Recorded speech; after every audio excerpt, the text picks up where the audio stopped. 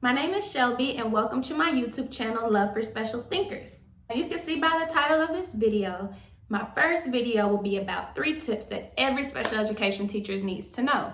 So since this is my first video, I'm going to take this time to introduce myself just a little bit. So I live here in Texas, and I just completed my 4th year as a special education teacher. I have taught self-contained special education for 4 years, where I work with students with Down syndrome, autism, intellectual disabilities, speech impairments, everything you could think of, and that is what I've done for the past 5 years. Well, for this upcoming school year, I have transitioned to become an inclusion resource teacher. So I'm super excited about my new journey. So I just wanted to take this time to introduce myself, welcome you to my channel, and keep watching if you're interested in 3 tips that every special education teacher needs to know. And don't forget to like, comment, and subscribe.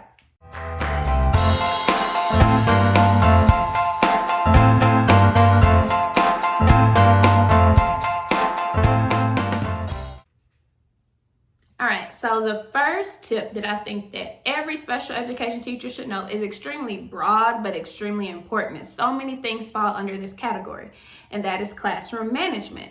So my number 1 tip for classroom management is to set expectations.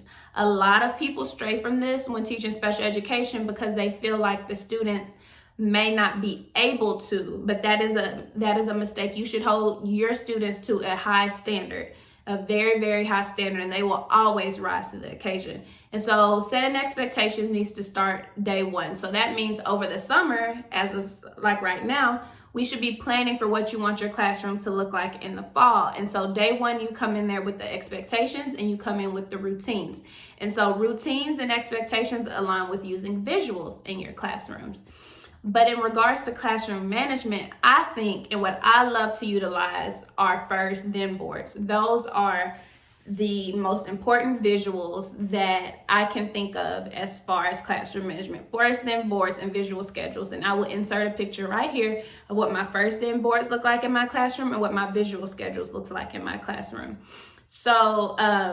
So using those first, then boards, first work, then iPad, or first work, and then we'll go to lunch. That's extremely important because the students need to know that what they're working for is something tangible. They need to know what's coming next. Along with your first, then boards is understanding your students' interests.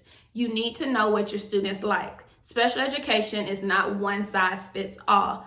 Neither is general education, but definitely not in special education. What works for one student may not work for your next student. So you really need to understand each student. And that comes in place with parent surveys sometimes. I love doing parent surveys at the beginning of the year, and I ask the parents, okay, what does your child like to do? Okay, they like the iPad. Okay, but what videos do they like to watch on the iPad? What's their favorite show? And you can use that as a motivator. Visual schedules, I like having a large visual schedule kind of to refer back to the entire school day. And then I have a lot of different mini schedules. I have schedules for small group. I have schedules for my whole group instruction. And each student has a visual schedule. Now, not all of them utilize them as much as others, but they take it, so it says, calendar. So when we finish calendar, they'll move it over to the finished aspect. So then they could see they're completing their tasks throughout the day. And that's extremely important to keep them on a schedule and on a routine. And I promise you that if you know what's coming up in your classroom, everything will just flow just so much more smoothly. So, and I'll insert all the pictures of my visuals that I have that I utilize in my classroom during this clip. I love Class Dojo. Class Dojo, Class Dojo, Class Dojo. Not only to communicate with parents, but that ding noise that the students hear when they are doing a good job, I give them points for showing for walking with their hands behind their back in the hallway. I give them points for working. I'll display it on my Promethean board. And if we're in the cafeteria, or if we're in the gym, if we're at recess, if I see them doing a good thing, I'll pull my phone out and then they'll get their little dojo point. And what also works is when you take away a dojo point and then they hear that like dong, that sound, they do not want to lose a point. They want to see those points accumulate, and they want to see the positive reinforcement. That is key for classroom management. Positive reinforcement. always enforce the positive. Let those students know that they are doing the right thing. If the student is over here sitting under the table, and don't act like I'm the only one who's that happened to. If the student is over here sitting under the table and they're not listening, you acknowledge everybody else who's doing their work. And then I promise you, in a few minutes, that student will hop up just so you can give them a dojo point or just tell them that they're doing a great job. So I know that was kind of all over the place, but that's kind of classroom management in a nutshell. If you're interested in more details about my classroom management skills, what I do specifically throughout the school day, comment under this video and I'll be sure to make a whole video dedicated to my classroom management routine.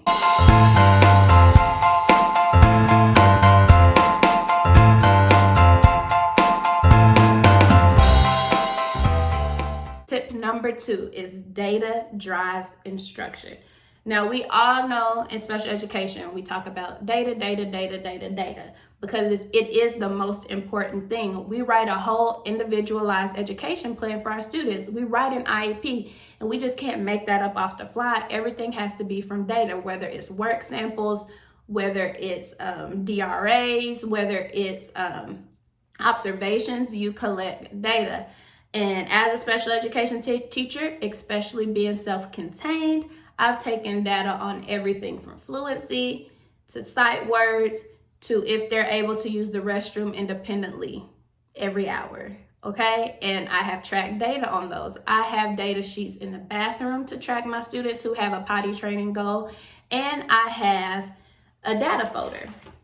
So in my data folder is everything that I need to track data on my students. So the first thing I have is what should be in my data folder. And this is extremely important for paraprofessionals when you're working with paraprofessionals. So what should be in my data folder? I have my IEP at a glance, and this is free on Teachers Pay Teachers. I will link the seller and the information in the description box because I use these every single year since I've been teaching. My data sheets. So I have a bunch of different data sheets, some from Teachers Pay Teachers, some from a system that we use in my school district. So I have a ton of different data sheets that I like to use for different reasons. Their work sample, baseline data tracker sheets, which is what I track once a month. So these might be separate than their IEP goals, right? So once a month, depending on the students' levels, I pull them and I go over letters, letter sounds, and or sight words. I'll go over number recognition, sometimes shapes, sometimes colors, just like that extreme baseline data, so that when I do go to write their new IEP, I can look at this and say, okay, well, they've mastered this goal, so let me see what they kind of are struggling with now. So it kind of helps in terms of developing their new IEP throughout the school year, to help them write in their present levels of performance when writing their new IEP. So I have my IEP at a glance, the data sheets, the work samples, baseline data tracker sheets, parent communication letters, and notes. Keep everything. If I write a note home to a parent, I will make a copy and place it in this folder, because you don't want anything to come back to you as a teacher that you didn't tell them or anything. So it's just very important to keep track of everything. Document their attendance log, and then their completed data sheet. So I'm gonna go through this folder. So first is the IEP at a glance. I marked out the student's name very quickly, samples, and they're all in sheet protectors. So whenever they're done with their work, I'll stick it behind here. This is kind of a student who left in the middle of the school year, so I don't have much. That's why I chose this one. But like for instance, this is like a tracing sheet behind it. So I have the work samples. And then my next is my baseline data sheet. So here is when I go over their letters, numbers, whatever, and I keep those tucked behind here. This is the parent communications sheet. This is a blank one. I just stuck it here so you could see. This is a parent communications sheet.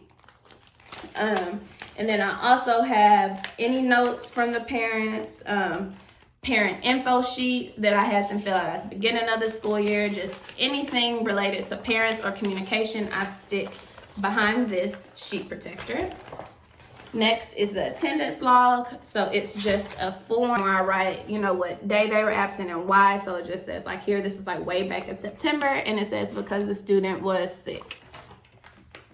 sheet. So I have a stack of data sheets per 6 weeks because that is how often we update their IEP goals.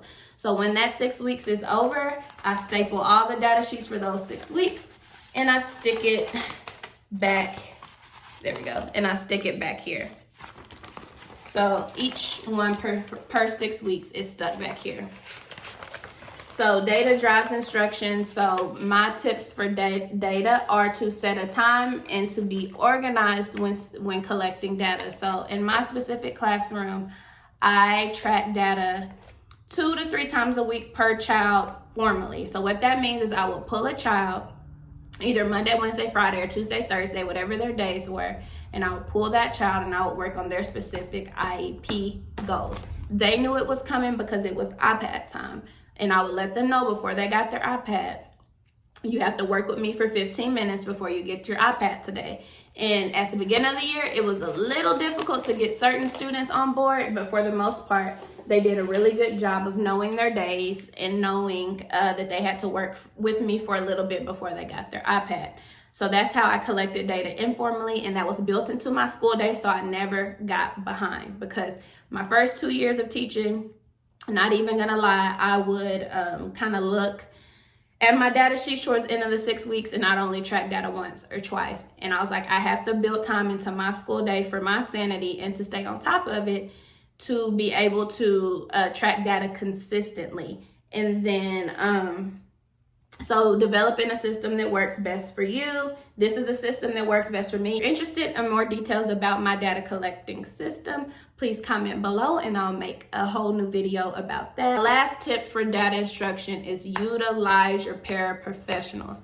Use your paraprofessionals. My paraprofessionals are amazing, but I had to establish that from the jump.